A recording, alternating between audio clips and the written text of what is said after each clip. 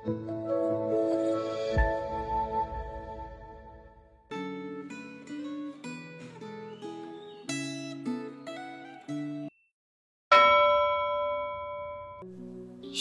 Bapak Ibu Saudara.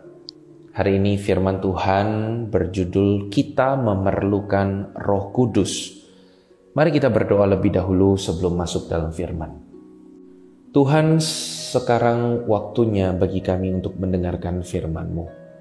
Tolong setiap kami agar kami boleh mengerti dan percaya atas firman Tuhan yang kami dengar. Terima kasih Tuhan. Dalam nama Tuhan Yesus kami berdoa. Amin. Bapak Ibu Saudara, hari ini firman Tuhan diambil dari Yohanes pasal yang ke-16, ayat 1 sampai ayat yang ke-11. Saya akan membacakan untuk kita semua ayat yang ke-7 sampai ayat yang ke-8.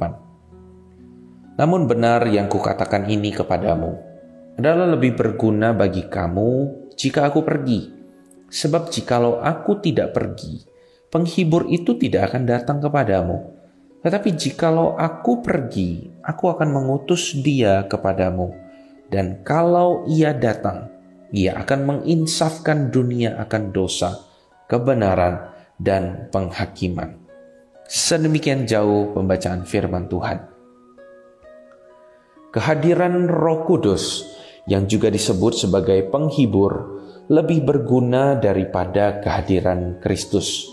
Bukan karena Roh Kudus lebih hebat atau lebih berkuasa daripada Kristus, tetapi karena kehadiran Kristus sebagai manusia terikat oleh tempat dan waktu. Artinya dia tidak bisa hadir di tempat yang berbeda secara bersamaan. Sedangkan Roh Kudus hadir di berbagai tempat pada waktu yang sama. Kehadiran Kristus yang mendampingi saat masa pelatihan para murid cukup bagi kebutuhan para murid pada masa itu. Akan tetapi, saat para murid harus menyebar untuk melaksanakan misi menjangkau seluruh dunia, mereka memerlukan kehadiran Roh Kudus yang bisa mendampingi para murid yang berada di berbagai tempat pada saat yang bersamaan. Peran Roh Kudus yang disebut dalam bacaan Alkitab hari ini yaitu menginsafkan dunia akan dosa, kebenaran, dan penghakiman. Pada masa kini, peran Roh Kudus tersebut amat penting karena pemahaman manusia tentang ketiga hal itu semakin kabur. Sebagai contoh, hal-hal yang pada masa yang lampau dianggap berdosa dan sangat memalukan seperti hubungan sejenis, korupsi, pelanggaran hukum, sekarang sudah dianggap sebagai masalah biasa dan bukan dosa yang serius, dengan alasan bahwa semua orang melakukannya. Saat ini, kebenaran juga sering dianggap bersifat relatif. Artinya, yang benar bagi kamu belum tentu benar bagi saya. Bahkan, tidak jarang terjadi bahwa benar dan salah dipahami secara terbalik. Misalnya, pengendara motor yang tidak peduli dengan aturan berlalu lintas bisa marah saat berpapasan dengan pengendara kendaraan yang mengikuti aturan secara ketat.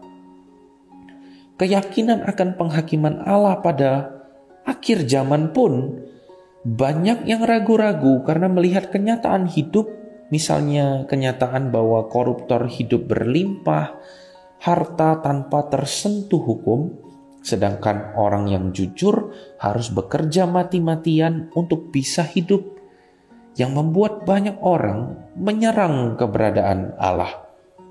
Tanpa pekerjaan Roh Kudus yang sanggup menginsafkan orang berdosa, kita tidak akan sanggup mengubah cara berpikir orang lain.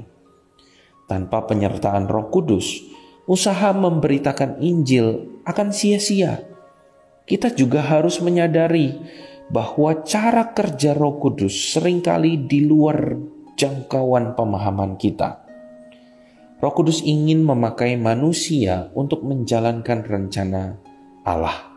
Tetapi cara kerja Roh Kudus tidak dibatasi oleh keterbatasan manusia.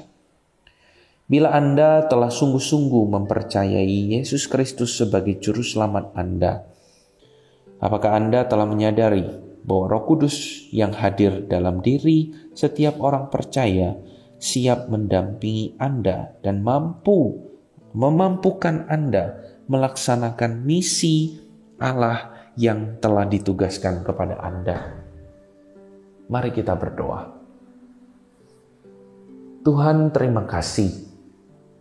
Roh Kudus Tuhan itu diberikan bagi kami, selalu hadir bersama-sama dengan kami untuk memampukan dan memperlengkapi kami untuk segala pekerjaan yang baik, yaitu pekerjaan yang dari Tuhan.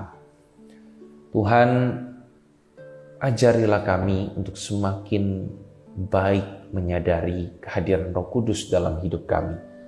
Dan semakin baik lagi juga untuk kami mengandalkan Roh Kudus dalam segala hal, ketika kami berkata-kata, ketika kami melayani Tuhan, ketika kami memutuskan sesuatu, agar hidup kami itu menghasilkan sesuatu yang selaras dengan apa yang firman Tuhan katakan.